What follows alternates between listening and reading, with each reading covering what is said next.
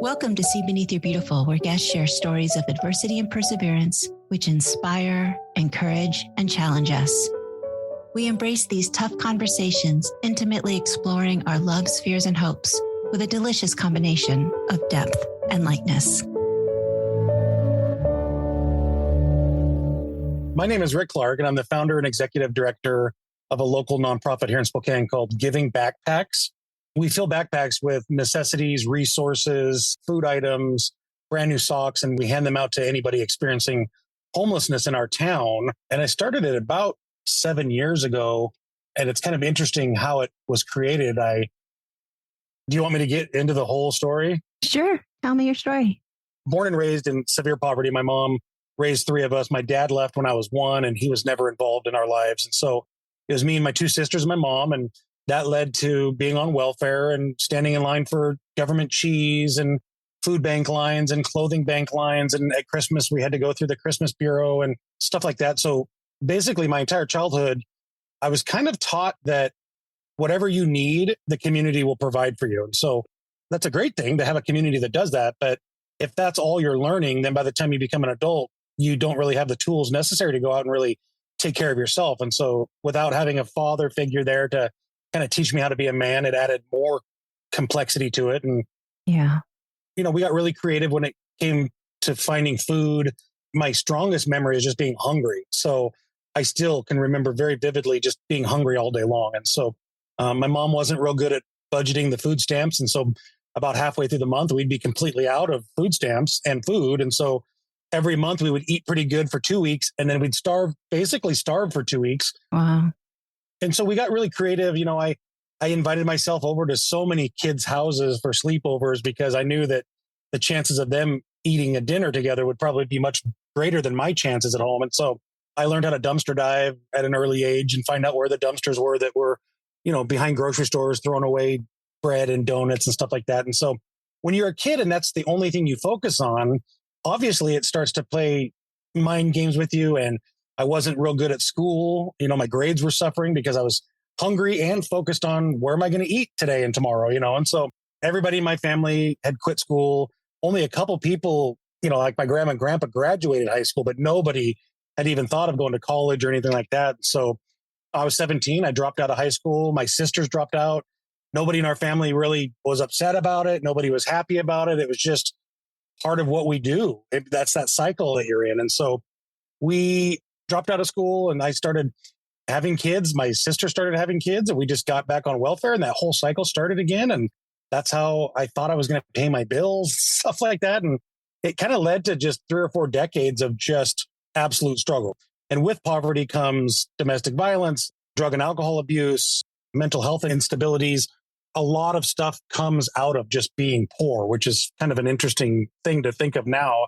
As a lot of times we're in a 1-bedroom apartment with 4 of us. And my mom had lots of different boyfriends. So she would bring a boyfriend home and he would try to be our stepdad for the month, and then because they drank, that would lead to fighting because there was never any money. So you end up just sitting all together in a 1-bedroom apartment. You're going to start fighting. And the mental health part comes out of all that trauma that is year after year after year. And I thought I was going to, once I got out on my own and started having my own kids, I was just going to get away from that and be my own person. And unfortunately, it was the same thing. It was just now all of a sudden I'm responsible for these little children, right? Long story short, 4 decades later, it's 2015, which wasn't that long ago. I'm basically squatting in a trailer out in Medical Lake, which is near Spokane. How old are you at that time? 44. And I'm several months behind on my rent. I don't have a car. I don't have a job. My 3rd marriage is on the rocks. So my wife's not even living with me. It couldn't have been any worse than that day. And as much as I'd love to sit here today and say that that was the first time it'd been like that, when you're in poverty, that's what life is like. You have some wins and then you have a whole bunch of losses and then you have some wins and it's just a struggle. I don't know how else to explain it really. But I remember the day in March of 2015, I was crying. I was so upset with myself. I was getting older. I realized that I was running out of time. I didn't want to be that guy at the end of his life that, everybody liked me, but I just always needed help, And so I remember screaming to myself that day, I'm not going out like this because I really felt like I was almost at the end of my ropes. Like, I don't really know if there's a purpose for me to be here anymore. and I've got to do something. And so I had about $10 to my name, and I got on the bus and I drove the bus into Spokane, and it went down to the plaza, which is where all the other buses converge. And this is where the magic starts to happen. And talk about hope. I get down to the plaza and I go upstairs because I've got about 12 minutes until my next bus comes. And I see a young homeless man sitting right outside of the convenience store. And two things stood out to me about him. One, he was about my son's age, my oldest son's age. And that really, really bothered me. And then secondly, the condition that he was in. I'd seen and experienced homeless people my entire life. In fact, I'd been homeless. So this individual, his hair was matted, his teeth were busted up. He didn't have shoes on his feet. He was really dirty. And he was one of the people in the plaza that people were just staying away from. People were making sure to walk away from him. And so I was in such a bad frame of mind because of my own situation that day. I thought, you know what? I got nothing to lose. I'm going to go talk to this guy. And it was just I can't even imagine what my life would be like had I not approached this man this day, because he ended up changing my life. So I approached him. I said, "Are you hungry?" He looked up at me, kind of snapped out of it, and he was surprised someone was talking to him, for one. Yeah. He said, "I'm starving." And I said, "Well, let's go in this convenience store. I'll buy you whatever you want." I remember to this day, he bought some Funyuns and a Mountain Dew. And I got a little package of donuts and a coffee. And we spent the next 8 or 9 minutes just kind of talking. And I learned a lot about him, that he had just been dropped off in Spokane. He didn't have any friends.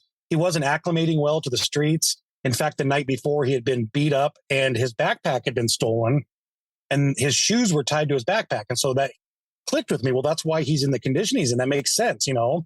And so I asked him, I said, "If you can meet me back here in 2 days at the same place, same time, I will bring you a backpack with everything that you lost." And he was kind of confused and was like, "Really? You would do that for me?" And I said, "Absolutely." Mind you, I didn't know how I was going to do that because I didn't have anything at all. Right. So gave him a hug and we left. And I went on to Spokane Community College that day and I took the assessment test. I wanted to see if there's any way I could go back to school after being a high school dropout for 28 years. And I remember the lady said, "You scored low," which I knew I would. But she said, "Rick, people have scored lower." And that was all I needed to know, is that I wasn't the worst student in the history of education, right? So we talk a lot about hope, and there's big pieces of hope, like you get a job that you want or you meet that special person. But there's also little pieces of hope, like what that lady said to me. Most people wouldn't consider that hope. But to me, that's literally the part that kind of clicked in my brain, like, you can maybe do this. Yeah. And meeting Jared and going home that night, I got on Facebook and I had a couple hundred followers way back then. And I said, "Hey, you guys, I'm a 44-year-old college student. Isn't that exciting? And by the way, I met this man named Jared and he needs our help." And I just kind of put it out in the universe, asked if anybody would want to help me fill one backpack. And I went to bed and I got up the next morning and that Facebook post had been shared hundreds of times with thousands of likes while I was sleeping. Awesome. I'd never experienced anything like that. And then my inbox was just absolutely packed with not dozens, hundreds of people wanting to donate things. And so we filled a truck full of, everything you can imagine. And we filled 25 backpacks the first 24 hours. And that's how Giving Back. Yeah, that's how Giving Backpacks was born. It gave me a purpose at school because I didn't know what I was going back to school for. I was surprised I was even there. And so I realized, hey, I like to help people. This is actually pretty cool because I've always been the one that needed help. That was the first time in my life that I had reached out to help somebody else. And I was like, ooh, I like this. And so is there a job where you're the helper? Like, is that a career I could have? And so I just started wiping out all of, the math and the science and all that stuff that I didn't like to do, but I had to do to graduate.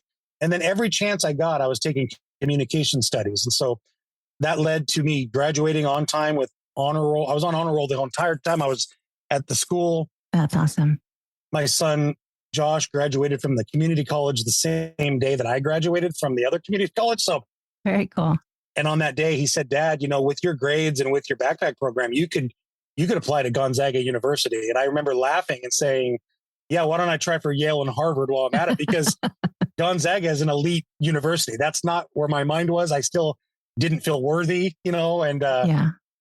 So I sat down and I was like, you know what? I'm teaching my son to shoot for the stars. Why would I not do that? And so I did that. I applied for Gonzaga and I was like, hey, I just graduated from community college. Part of the process, you have to write an essay explaining why you would make a good fit for Gonzaga. And so I spilled my heart out with basically everything I've kind of shared with you. And I I ended the letter by saying, this poor broken man who cannot escape poverty in his family is standing at your door. He's on the verge of changing that cycle for his family. I hope you answer your door. And I got a manila envelope in the mail about 3 weeks later with a letter saying, Rick, we've been waiting for you. Here's $34,000 to get you started. I've got chills. And I was off and running for 2 years at Gonzaga University, graduated with my bachelor's in communication studies. And then Mike Rowe, I don't know if you've heard of him. Mm-hmm. Yeah. He came to Spokane and surprised me and paid off my tuition at Gonzaga about a week before I graduated. So that's awesome. That just launched everything into a completely different stratosphere. What made you finally believe that you could go to school and be something different? To be honest with you, I was terrified. It wasn't a happy moment. I wasn't excited to go walk into that community college. I honestly felt like I was completely out of options. Yeah. Because I'd tried everything else in my life. And knowing that I didn't even get my high school diploma, I got my GED, but knowing that I dropped out of high school, college just scared me because I hadn't opened a book in 30 years, you know? And so once I went there and started getting the love from the teachers, I'd never had good relationships with teachers before. And so as a 44-year-old man, it changed everything. They were locked in. They wanted to see me win. I had so many people cheering for me that I could not let any of them down. It just forced me to go back every single day. But you know what?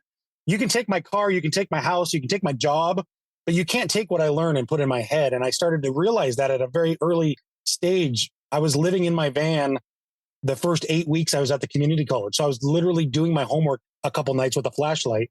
Yeah. And nothing in me said I was going to quit. And I'd quit everything in my life. So I knew something was different, but I couldn't put words to it.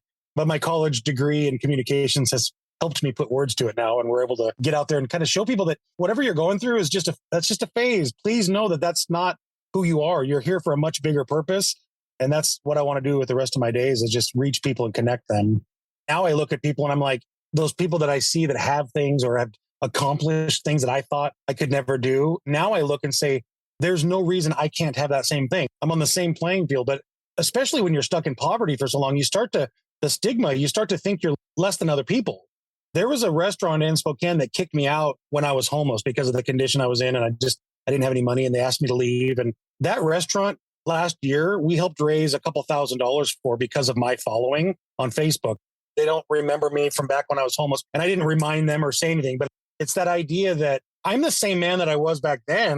I've been on the news a few more times now. So I think everybody's on the same playing field. So yeah, I can walk into any room today and feel like I deserve to be there. Whereas before I would have never felt that way. Do you think it has to do with age as well? Because I know I have worth now, but I also didn't know it for the longest time. Oh, absolutely. I do a lot more listening. I know I'm talking a lot right now, but in reality, I spent my 20s and 30s talking and thinking everything I had to say was so important and people needed to listen to me. I had no experience, so I don't know what I was doing. But now that I actually have life experience, I don't feel like I need to prove it to anybody. And so I do a lot more listening. And when I listen, I actually learn even more. Yes. I definitely try to share that with younger people. A lot of younger people have the same mindset I did. They're like, that's fine. I'm still going to do my thing, but thanks for your opinion. You know, I think back when I was in my 20s and I shake my head like, me too. I don't think I would have liked hanging out with me. 20s, 30s, maybe even early 40s. I'm just getting it together. Right?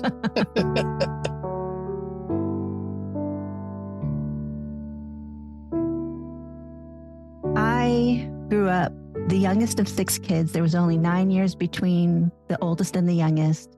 A single mom. We had powdered milk and we had the reduced lunches at school. So I have dealt with poverty personally as a grown woman. I almost lost my house a couple times. I filed bankruptcy twice. I mean, I have struggled financially. I'm just making it. But I am hesitant around the homeless. I take photos a lot downtown Spokane, and I don't want to be.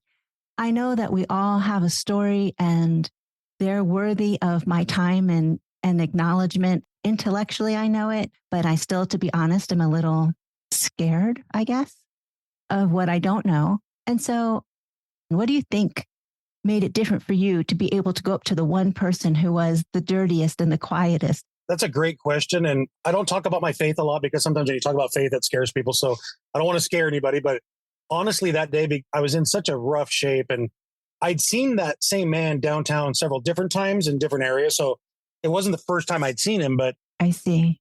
I honestly feel personally that God that day was telling me, how many times am I going to put this man in front of you and you're just going to keep walking by him? And so it was a very, very strong message. Yeah. And I can't deny it. I can't lie about it. Like, that's literally what made me do it. Something that day was telling me to talk to him. And I'm just so glad I did, because it turned into the most beautiful day in my life. And I thought it was the worst day. I really love that.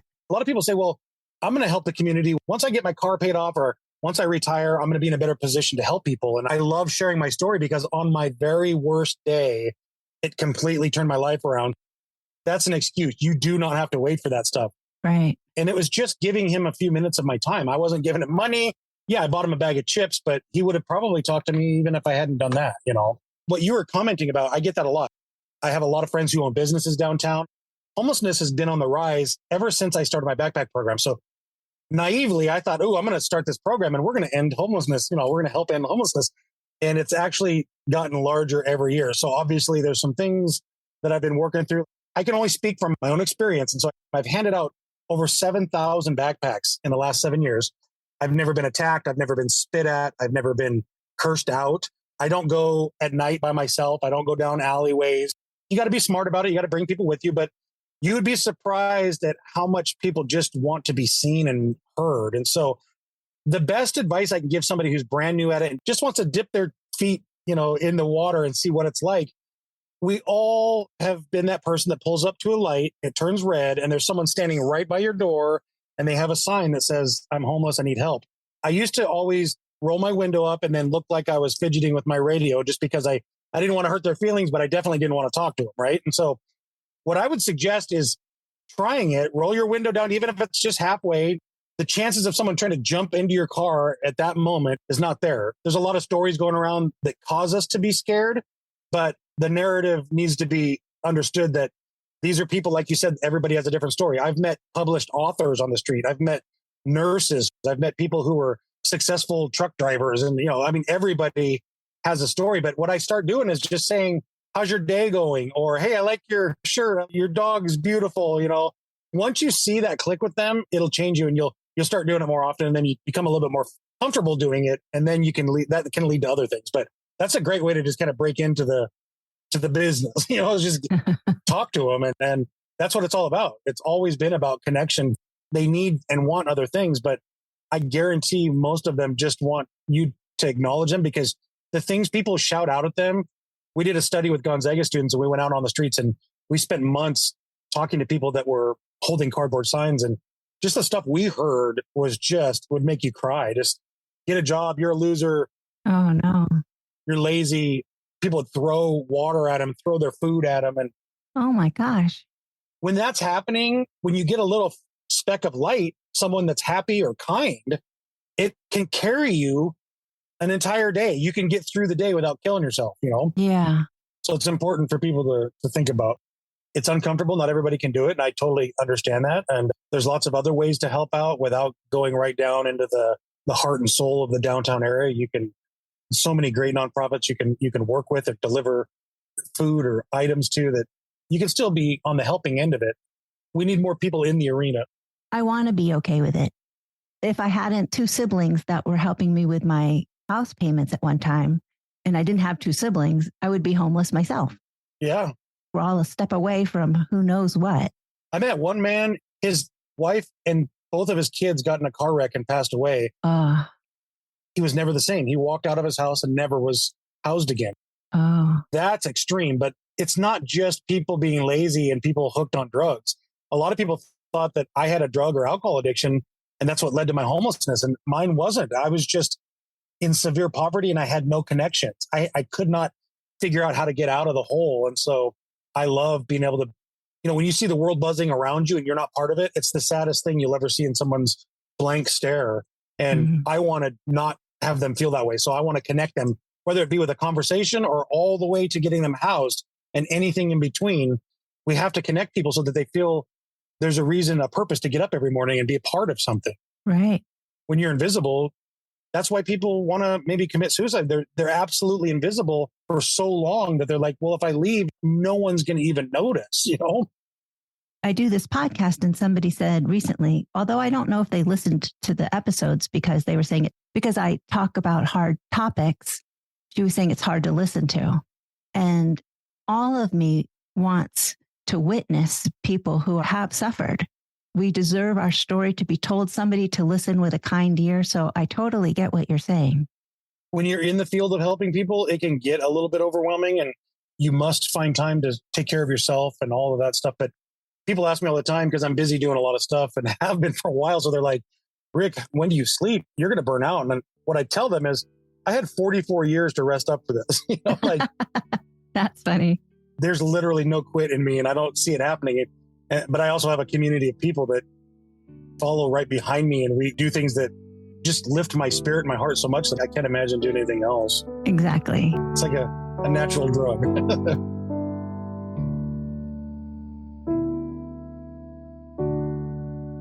In 2020, when the pandemic hit us, I was no longer able to go out and do outreach work. We literally had to stay home. And so my wife said, you're not just going to pace the house all day long. You got to figure something out. So why don't you do something online?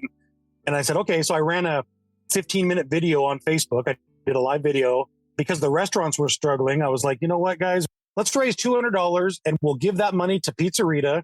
We'll buy 20 large pizzas and then we'll have them delivered to the Women's Hope House, which is a shelter. And I thought that'd be a really good way for everybody at home to stay safe and then do some great stuff with the money. And so that first night we raised $496 in 15 minutes. And I was like, whoa. So we ended up blessing 2 restaurants and blessing 2 shelters.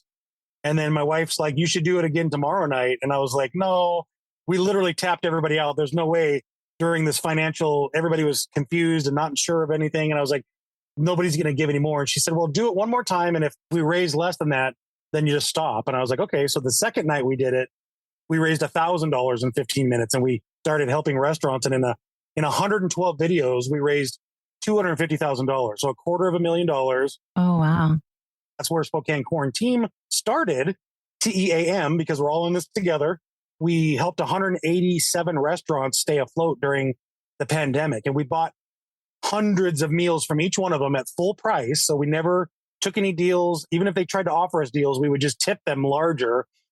We would give them that money so that they could stay afloat. And then all that delicious food from different cultures, every restaurant you can think of, all those went to people who really needed food, who had food insecurity. So that exploded. And because we've already helped the restaurants, now we're helping school kids with clothes. We've done Christmas trees at Christmas. We'll do thousands of bottles of ice cold water in the summertime to help people stay hydrated. I mean, the list goes on and on and on. And that's exploded into something that's way bigger than giving backpacks.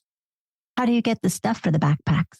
So Amazon got wind of us and they called and said, we'd like to start giving you pallets of returned goods. Oh, wow.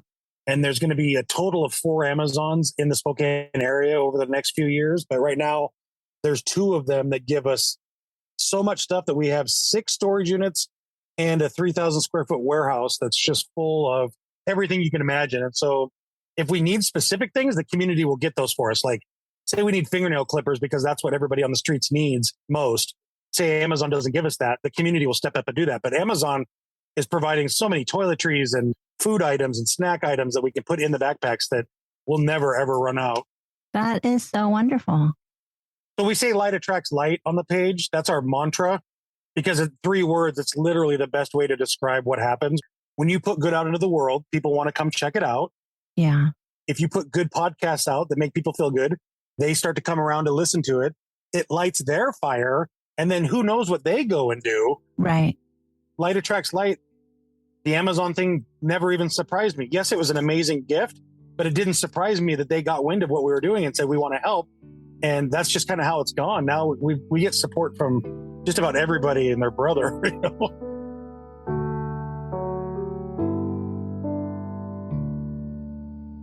What do you think 10-year-old you would think about this you? Oh, man. The other day, we took 10 kids in poverty shopping for school clothes at the mall, and we gave them each a $500 Visa card to buy brand new clothes. And these were kids who had never purchased a new item in their life. Yeah. These are kids who are living in their cars with their families. Like, it was the highest risk kids. And I remember being that kid because so many school years I started literally dirty shoes to start the school year with. And I remember how embarrassing that was. And I recently started thinking, I wish I could go back to that 10-year-old me and whisper in my ear, you are not a poor boy. You are the richest kid in the world, and you're going to learn that. Mm-hmm. Because I feel like the richest man in the world right now. But at that time, I felt completely worthless. And I felt like my value was connected to how much money my family had. And I needed a Spokane quarantine group. I needed somebody to come help me. And I just didn't know how to ask for it as a 10-year-old. So I would definitely enjoy a conversation with my younger self.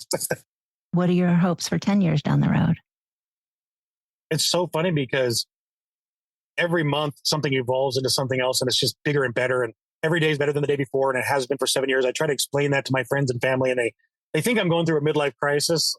I call it a midlife awakening just because that's exactly what it is. I figured things out way later in life, but I'm already taking some master's classes. So I would love to be a teacher someday, just not for any other reason than because I've seen what that profession did for me. And I can't even imagine being in a position where I could help mold and create things each semester with new students. That would be amazing. But at my age, I'm not trying to hit an end goal. I joke about it because 7 years ago, if you would have Googled my name, Rick Clark, Spokane, you would have seen a bankruptcy, a divorce, you would have seen a couple things that Google would have shown. But now if you Google my name, you'll get 8 or 9 pages of things that we've done in the community. And I don't say that to brag, but what I'm saying is I'm going to leave that for my grandkids. So when my grandkids search my name, I want them to see what their grandpa did. And I think I think everybody should live that way. Like, live in a way that when people Google your name, you're not going to be embarrassed. Like, I don't know where it's going to go. We have so many things in the fire for the future. I'm just excited to get those started. And I wish I had more of a definite answer, but I kind of like that we don't,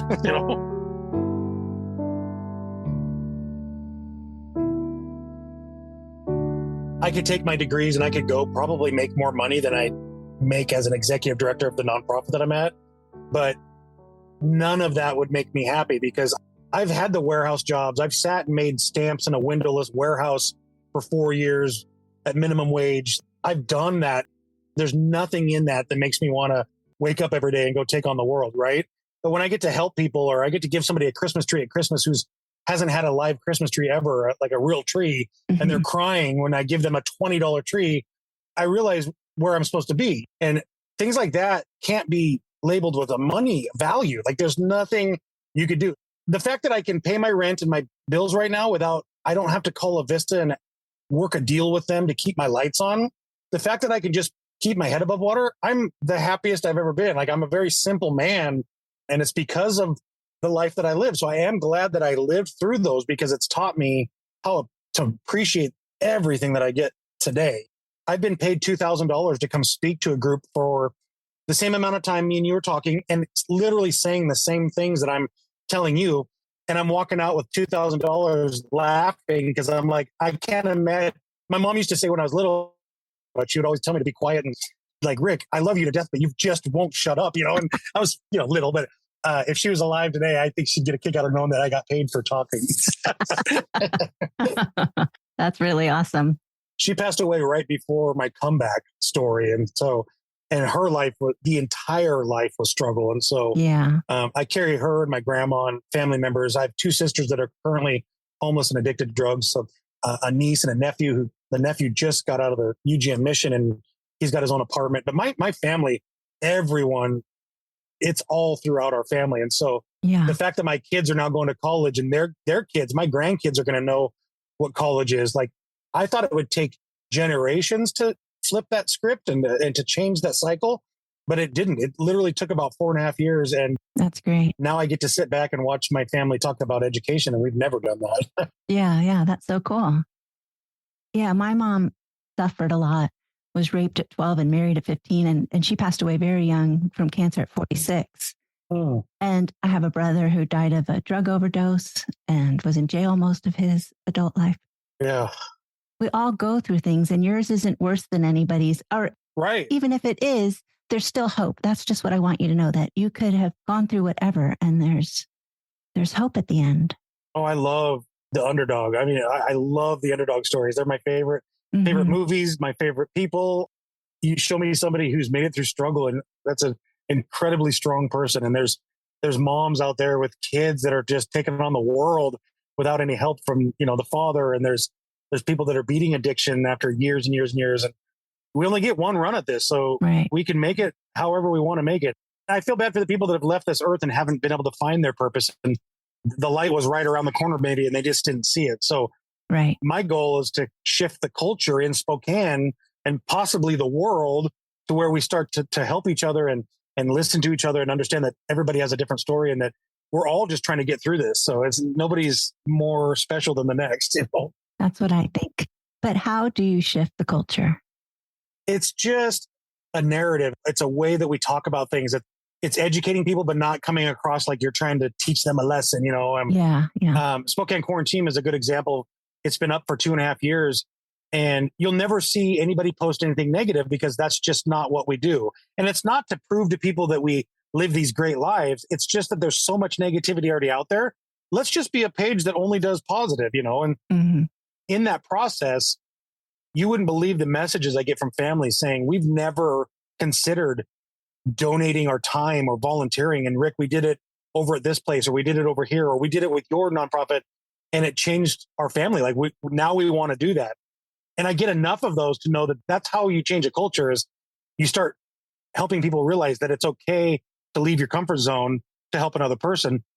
And many times it ends up blessing you more than you would ever even imagine. So it's not always about just helping other people. Sometimes it helps heal those things in you that you needed healed.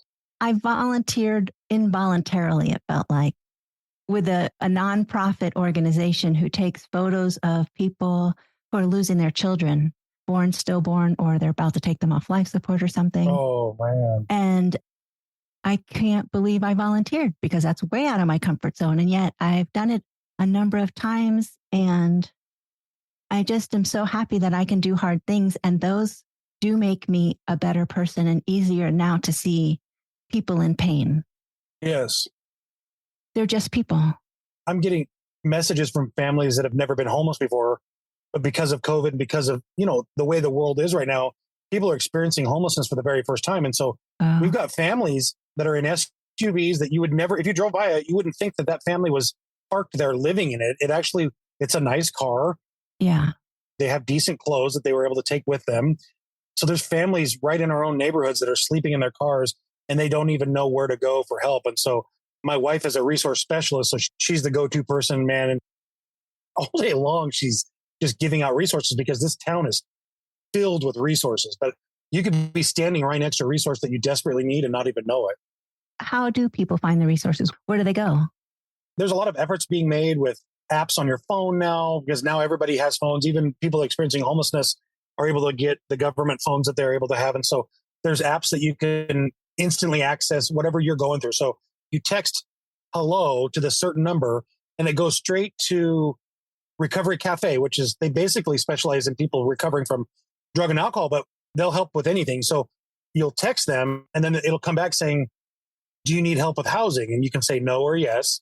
Do you need help with alcohol and drug rehab? No or yes. So it'll just keep texting you until you find that one thing that you're like, yeah, I actually just need help getting a job. So you'll click on that and then it links off to, they'll ask you a couple more questions. And I think it's a really cool start. People are getting really creative when it comes to getting the word out. And so we're trying to constantly share things in our backpacks. We put literature, cards, stuff that people can use. But you probably know this as well as I do. You can put that stuff in front of people, but until they're ready to get help, they might not use it. So, yeah. But I'd rather just throw it all out there and hope some of them use it than not throw it out there at all. If you reach that one person. Yeah, that's worth it. What do you want to say to just the general public about what they should know about homeless people who just want them off the street and stop begging on the corners? And because I have over 100,000 followers in Spokane that have followed me from a lot of them from the beginning. If you guys love what I do, you've watched me, you're champions of me, you're proud of me. I was a homeless man that you were once afraid to talk to. So I was that person that you're afraid to talk to. So how do you feel about me now? And Right. It gets me choked up because people will be like, oh my God, Rick, we love you. Of course we would help you. And it's like, okay, well, back before I had the accolades, before I won Philanthropist of the Year, before I got to do a TED Talk, before all of that stuff, I was the same guy, but I was just a little bit, had dirty clothes on. And so I want to kind of challenge them. If you like what I do and you like this mission that we're on, please know that I come from that line of people or however you want to describe us. I'm still a human being like everybody else, but just know that that person that you're scared to talk to or that person that you think has problems, maybe with a little bit of mental health counseling, that person isn't screaming in the middle of the street. Maybe they're finding the help and the medication that they need to level things out so that they can show you their true personality that God gave them, that they were born with, which is humor and love and kindness and all that stuff that's buried in all of the yuck. That's all I can do is just challenge people and use myself as an example and just feel so blessed that I'm in a position to be able to use myself that way, because I would have never dreamt that this is where my life would be ever. I love that. Thank you so much. Thank you for joining us for this week's episode of See Beneath Your Beautiful, hosted by Hara Allison. And thanks for your ratings and reviews. We'll be back next week with a new episode. Stay tuned.